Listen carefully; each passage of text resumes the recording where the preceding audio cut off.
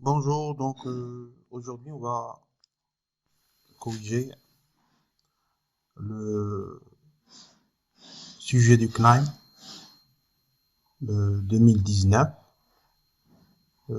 filière ECS, après avoir corrigé celui de la filière ECT, de la partie informatique.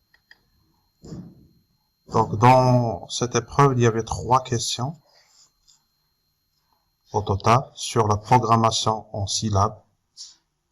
La première question, la question dans le problème 1, question de la partie 2, question 3 B, on demande de recopier et compléter le programme syllabe suivant afin qu'il affiche la valeur du unième terme de la suite UN, sachant que l'entier N est donné par l'utilisateur. On va commencer par analyser ligne par ligne pour pouvoir répondre à cette question. La première ligne, ce qu'on appelle une affectation, une variable N qui est égale à une valeur. Et en programmation en général, on distingue, donc une affectation, ça veut dire c'est l'opération par laquelle on peut attribuer une valeur ou une expression à une variable. Attribuer une valeur ou une expression, ça revient en fin de compte à une valeur, parce que cette expression il sera évaluée et par la suite il sera affecté à cette variable. Ici, par exemple, les variables concernées par l'affectation sont les variables N, A, C, U et la variable I. Donc les 5 variables ils seront affectées ou on va leur attribuer des valeurs. Dans ce programme, on distingue généralement, et dans la programmation en général, 2 types d'affectation. Il y a ce qu'on appelle le cas d'affectation lorsque la valeur est connue par celui qui est en train d'écrire le programme. Donc la valeur ou l'expression est connue. Par exemple, le fait d'écrire A égale à 3, B égale à 5, et C égale à A plus B. Donc la troisième ligne, c'est ce qu'on appelle affecter une expression à une variable. Ça revient en fin de compte à calculer la valeur de A plus B, c'est-à-dire 3 plus 5, c'est 8, et on va l'affecter à AC. Donc l'affectation, il fonctionne toujours de la même manière. Il faut mettre ça dans l'esprit. On évalue toujours la partie droite de l'expression, la partie droite de l'affectation, et on l'envoie, la met dans la partie de gauche qui est toujours une variable. C'est-à-dire qu'on va calculer tout d'abord A plus B, et sa valeur il sera affectée à la variable C. Le deuxième type d'affectation, c'est le cas où la valeur n'est pas connue. Le programmeur il cherche à créer un programme pour des données qui seront affectées par l'utilisateur. C'est celui qui utilise le programme est le seul qui connaît la valeur de cette variable. Comme pour le cas de N ici par exemple. Dans ce cas, on utilise ce qu'on appelle la lecture ou bien l'instruction input en programmation syllabe. Par exemple, sa syntaxe générale, c'est variable, une variable quelconque, ça peut être N, A, C, ce que vous voulez, égale la fonction input et entre parenthèses, entre les codes, on écrit un message de votre choix. Vous écrivez ce que vous voulez entre les simples codes. Par exemple, le fait d'écrire A égale inputs et entre parenthèses, donner la valeur de A, donner A, entre apostrophes. Ça, c'est une autre forme d'affectation. ça permet de proposer à l'utilisateur, ou bien demander à l'utilisateur de proposer la valeur qui sera donnée à A. Voilà. Et dans les deux cas, on évalue la partie droite. Dans ce cas, on fait un calcul. Et dans ce cas, dans le deuxième cas, on demande à l'utilisateur de saisir une valeur qui sera donnée par la suite à la variable concernée. Ici, c'est la variable A. Ce qui veut dire que on va passer au langage Scilab. Donc, on va ouvrir l'éditeur de programme, l'éditeur CNOT. Et on va écrire notre programme. Alors, on va ajuster ça pour pouvoir simuler notre programme. On va l'exécuter sous l'environnement Scilab. Donc, premièrement, n égale, donc ce qu'on doit écrire, c'est le message inputs, donner la valeur de l'entier n. Remarquez qu'on a utilisé double simple quote à l'intérieur du message. Un simple quote, c'est un signe, c'est un symbole spécial. Ça permet de fermer une chaîne de caractères. Donc, le texte, il est toujours encadré entre des simples quotes. Si vous voulez écrire simple quote à l'intérieur du message, il faut l'écrire en double. Donc, on va recopier le programme de la question et on va résoudre ligne par ligne après l'avoir analysé. Voilà, on va voir ce qu'on va faire dans les pointillés. Voilà, ça, donc, c'est notre programme. On a terminé la première ligne. Pour la deuxième ligne, on demande d'affecter une valeur à A. Et on voit très bien que A, c'est notre matrice qui définit au début du problème. C'est la matrice 4, 0, 0, 8, 3, 0, moins 2, 7, 6. On peut, voilà. Ça, c'est notre matrice. Voilà. Mais avant de faire ça, avant de définir A, on va voir comment définir tout d'abord C. C, c'est un vecteur colonne, égal à 1 sur 6 par le vecteur 0, 0, 1. Donc, on va aller dans la console de Scilab. Pour définir un vecteur, on utilise les crochets et on va citer les composantes, soit séparées par virgule si vous voulez créer un vecteur ligne, ou bien vous les séparez par point virgule si vous voulez créer un vecteur colonne. Pour notre cas, il s'agit d'un vecteur colonne. Donc, ce qu'on va faire pour déclarer le vecteur C, donc on va passer à l'éditeur de programme de Scilab. Notre vecteur, vous voyez, notre vecteur c'est un vecteur colonne. Donc pour le créer, c'est 1 sur 6. Et n'oubliez pas de mettre les parenthèses, comme ça vous évitez le risque d'avoir des problèmes de priorité des opérateurs. Multiplié par le vecteur 0, point virgule, 0, point virgule, 1. Voilà pour C. Pour U, on a dit que UN c'est la probabilité que xn soit égal à 1, probabilité de xn soit égal à 2, et probabilité que xn soit égal à 3. Si on revient au début de la partie 2 du problème, on va voir que on a dit que probabilité que x0 soit égal à 1. Voilà, c'est ça, c'est égal à 1. Et si on revient en haut, on a dit qu'un mobile se déplace à chaque unité de temps sur les 4 sommets d'un carré numéroté 1, 2, 3, 4. Au départ, à l'instant n égale à 0, le mobile se trouve sur le sommet 1. C'est pour ça que P de x0 égale à 1. Ce qui veut dire que P de x0, c'est 1. P de x0 égale à 2, c'est 0. Et P de x0 égale à 3, c'est 0 égale. Ça, c'est notre vecteur U. C'est en quelque sorte U0.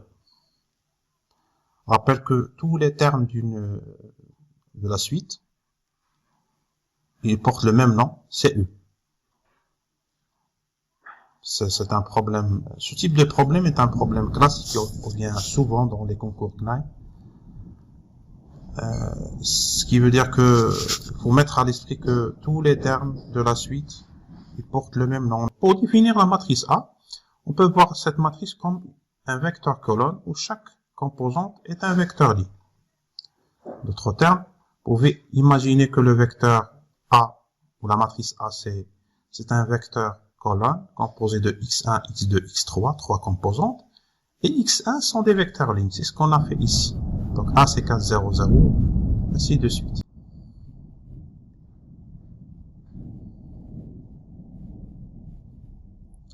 A c'est 4, 0, 0, première ligne, 8, 3, 0, et moins 2, 7, 6. Voilà. On arrive à l'instruction for, ce qu'on appelle en programmation une structure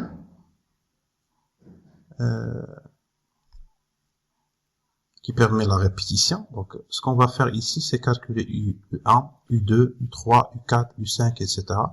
Donc, c'est ce qu'on appelle une répétition. Donc, pour faire de la répétition en programmation, on utilise une structure répétitive ou bien une boucle. D'autres termes, l'instruction qu'on a encadrée entre for et and, U égale, qu'on va compléter par la suite, il sera répété un certain nombre de fois. Si ce nombre de fois, ce nombre de répétitions est connu, on parle de structure ou bien de boucle déterministe.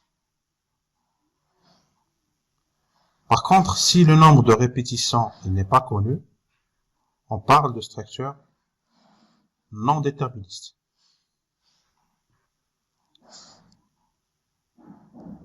Le nombre de répétitions est soit connu, soit non connu. On dit que le nombre de répétitions n'est pas nécessairement connu. Voilà, et dans ce cas, on utilise la boucle non déterministe.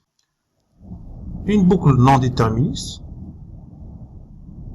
on a dit qu'il est utilisé lorsque le nombre de répétitions est connu.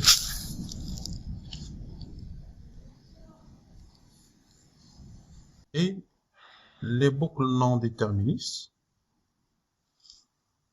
on les utilise lorsque le nombre de répétitions n'est pas nécessairement connu. C'est-à-dire qu'il soit connu ou non, on peut utiliser ce type de boucle. En d'autres termes, c'est le cas général. En programmation, les boucles non déterministes sont les boucles pour ou algorithmiques, ou bien la boucle for en syllabe. Et les boucles non déterministes sont les boucles tant que en algorithmique, ou bien la boucle while. La syntaxe de la boucle for, donc c'est for compteur. C'est une variable que vous pouvez l'appeler ce que vous voulez. Égale une valeur de départ, 2 points, le pas, c'est-à-dire par quelle valeur on va avancer.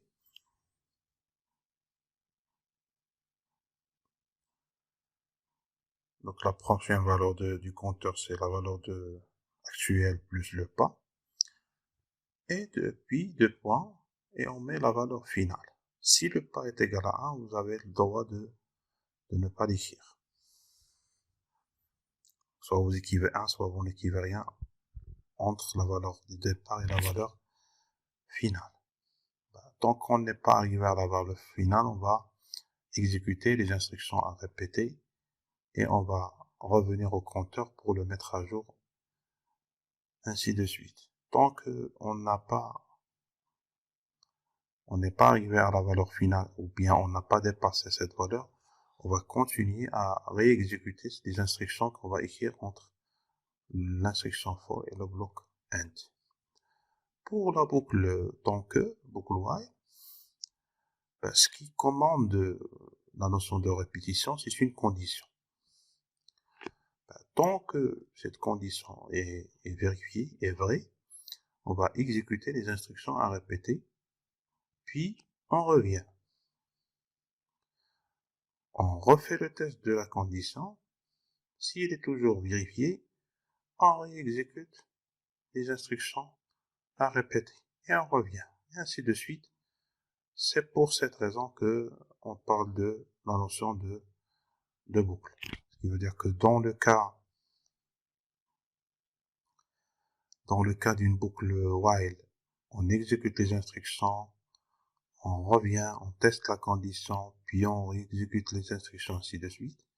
Dans le cas d'une boucle for, on exécute les instructions, on met à jour le compteur et on revient, ainsi de suite. C'est pour ça qu'on parle de la notion de boucle. Pour notre exercice, on demande de calculer et afficher le nème terme de U. Ce qu'il faut dire, il faut le rappeler, c'est que tous les termes de la suite, ils portent le même nom, c'est-à-dire le nom U. On n'a pas la possibilité de donner un nom à chaque variable. Si on veut calculer à partir de U0 qui est donné, si on veut calculer U1, à partir de la formule, c'est B fois U0 plus C, c'est-à-dire qu'il faut donner à n la valeur 0. Pour calculer U2, il faut donner à n la valeur 1, ça va donner U2 égale à B fois U1 plus C. Ainsi de suite jusqu'à UN, donc il faut remplacer n par n-1 pour pouvoir calculer UN, ça va donner B fois UN-1 plus C. Notre terme, le nombre de termes est connu, c'est n. C'est variable, mais l'essentiel c'est qu'il est connu. Ce qui veut dire qu'on va utiliser, puisque le nombre de répétitions est connu, on va utiliser la structure itérative déterministe, c'est-à-dire une boucle for, pour laquelle la valeur de départ c'est 0, la valeur du compteur c'est 0, donc on va passer à syllabe pour faire ça. Donc la valeur de départ de i c'est 0 et la valeur finale c'est n-1. Puisque tous les termes ils portent le même nom, c'est un problème qui revient souvent, c'est un problème classique. La première chose à faire avant de commencer la boucle, c'est de mettre de côté la relation de l'occurrence, c'est celle qu'on va utiliser, c'est BU plus C. Donc il faut écrire un B, c'est 1 sur 12 fois A, fois U, plus le vecteur colonne C. Ce qu'on va faire ici, comment fonctionne cette boucle? On donne à I la valeur 0, on exécute cette instruction de la ligne 6, c'est-à-dire on calcule 1 sur 12 fois A fois U plus C, le résultat il sera donné à U. C'est-à-dire que la valeur de U il sera écrasée. On n'aura plus dans U la valeur de U0. Ce sera la valeur de U1. On revient, I prend sa prochaine valeur, c'est-à-dire la valeur 1, et ainsi de suite. On refait le calcul jusqu'à ce qu'on arrive à notre nème terme. Et une fois on a fait ça, il faut afficher ce terme de... On va exécuter pour voir le résultat de notre simulation. On commence par demander à l'utilisateur, ça c'est l'effet de la fonction input. On saisit i4 par exemple, ça c'est i4, mais le problème c'est que on donne une valeur comme ça, c'est pas très lisible pour l'utilisateur. Ça vaut mieux d'avoir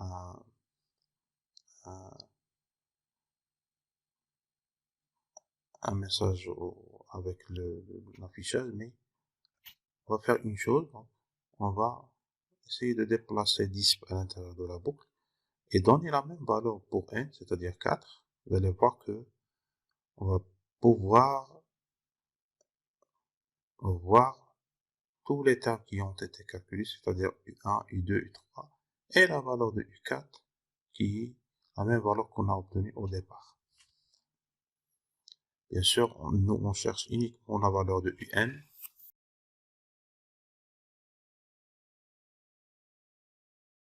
Question du problème numéro 3, partie 1, question 4, dans laquelle on demande d'écrire un programme en syllabes qui détermine et affiche le plus petit entier naturel n tel que fx de n supérieur ou égal à moins 10 à la puissance moins 6.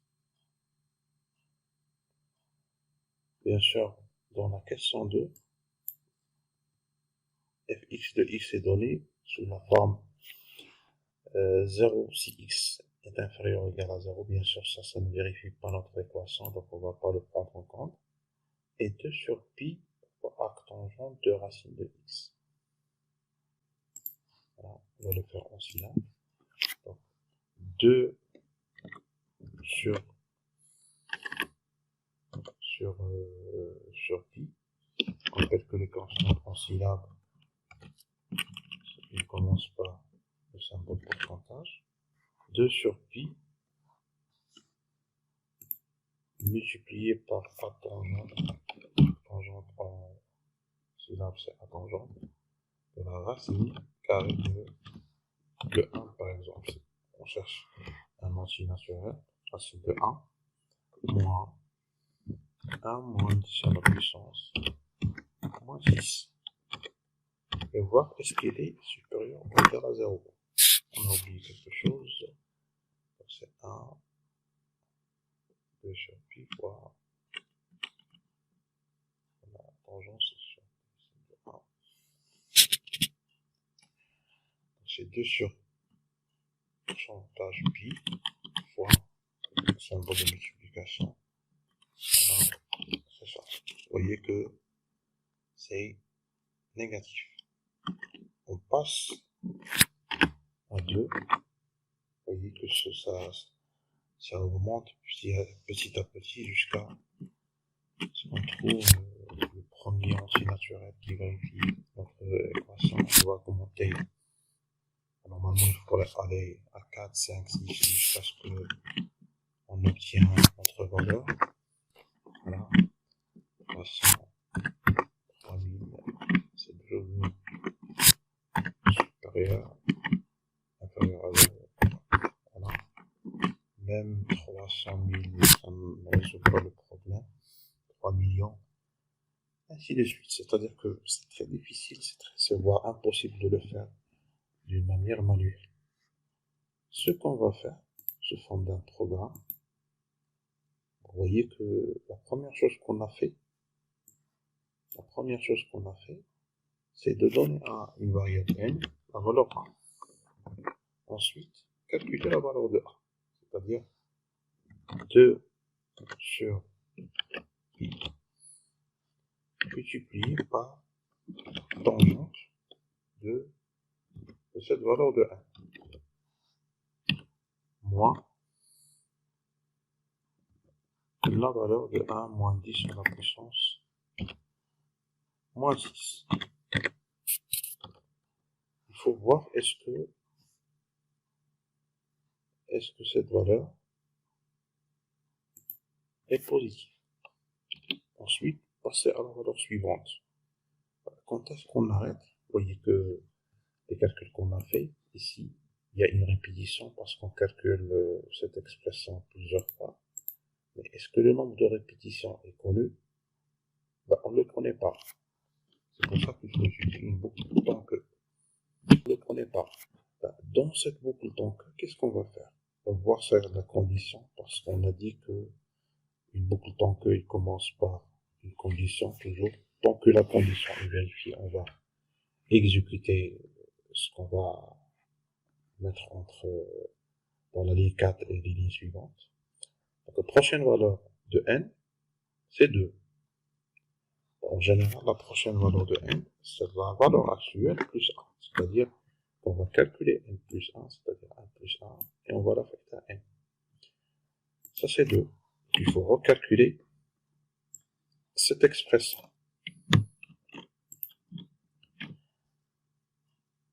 Et on revient. Puisqu'il s'agit d'une boucle, on ne va pas aller à l'année 6, on va revenir à l'année 3. Tant que, est-ce que cette condition est vérifiée? C'est quoi la condition? C'est le fait d'avoir A toujours inférieur strictement à 0. Ce qui veut dire que tant que cette différence est inférieure à 0, on va aller à la valeur suivante de 1, calculer A et revenir. Une fois on trouve que A devient égal à 0 ou bien supérieur strictement à 0, on va sortir de la boucle. Et on va afficher la valeur de l'antinaturel. Ça, c'est la question 4 de notre programme.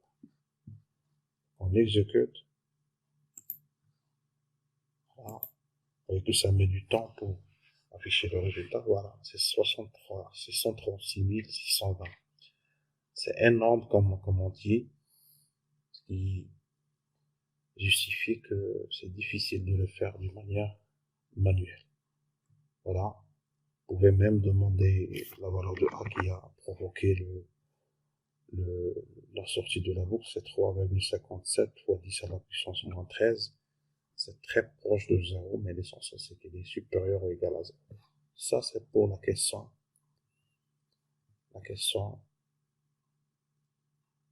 4. On va passer à la dernière question de ce CNAE, dans laquelle,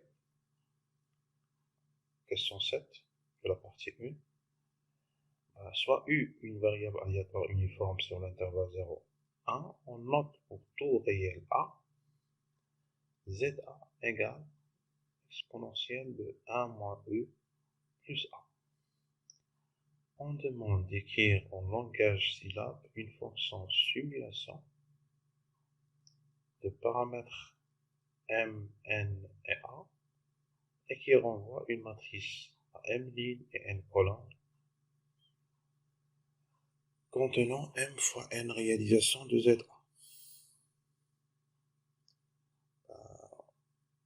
On rappelle que, avant de résoudre ce problème, on va parler un petit peu sur la notion de fonction en langage syllabe. Pour déclarer une fonction en langage syllabe, on utilise la syntaxe suivante. Donc, function, c'est le mot-clé function. Puis,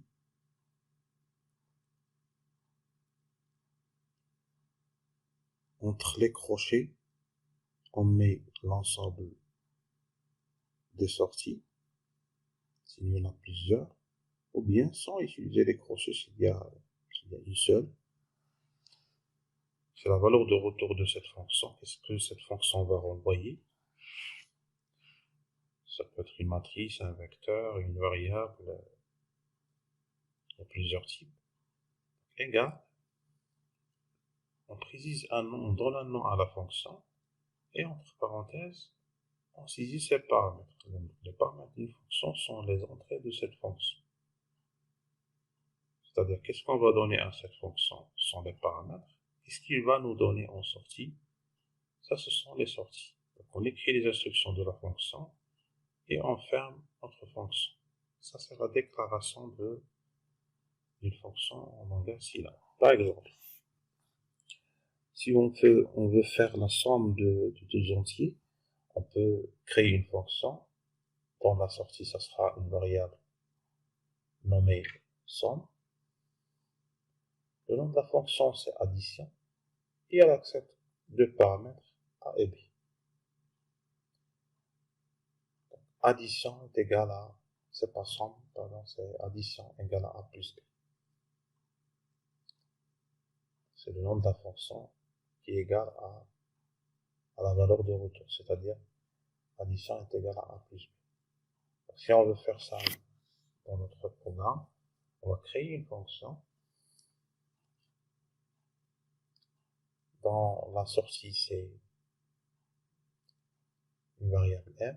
Le nom de la fonction, c'est simulation.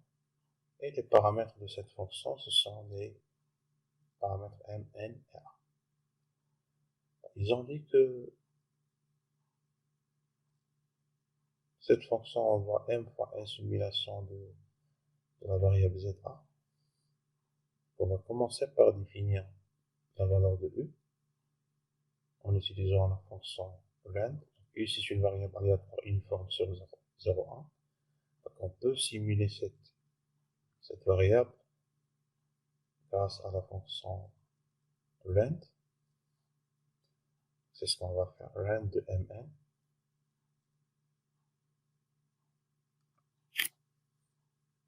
Voilà. Par la suite, on va calculer za. Ici, on a nommé m, c'est pas grave. M est égal à exponentielle 1 moins u. C'est pas z, c'est m.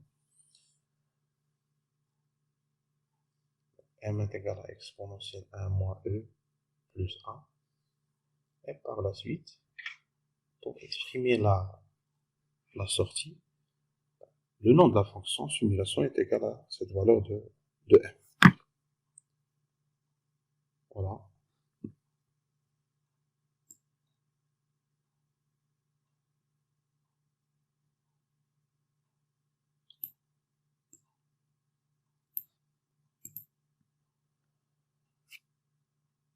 On va exécuter pour voir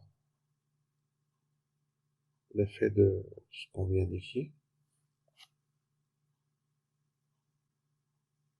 Voilà, c'est exécuté. Mais avant de faire appel à la fonction, pour rappeler une chose également, c'est que ce qu'on a fait ici, c'est ce qu'on appelle la déclaration d'une fonction. On a déclaré une fonction dont le nom c'est addition, ça c'est la déclaration. Vous pouvez déclarer une fonction mais sans l'utiliser. Si vous voulez voir l'effet d'une fonction, il faut l'utiliser.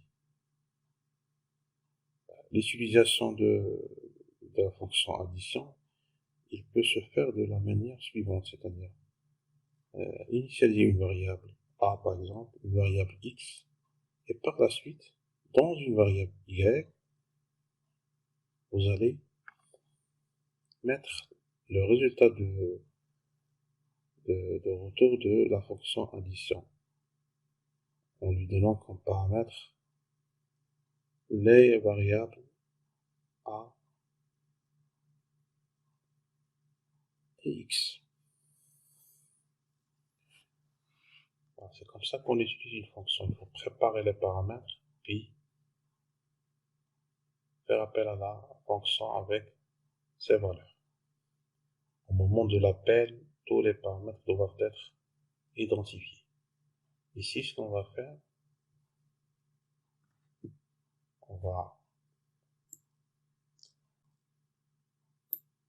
faire appel à la fonction simulation avec comme paramètre par exemple 3 lignes, 4 colonnes et 0,5 pour la variable A. Vous voyez que vous avez une matrice 3 lignes, 4 colonnes.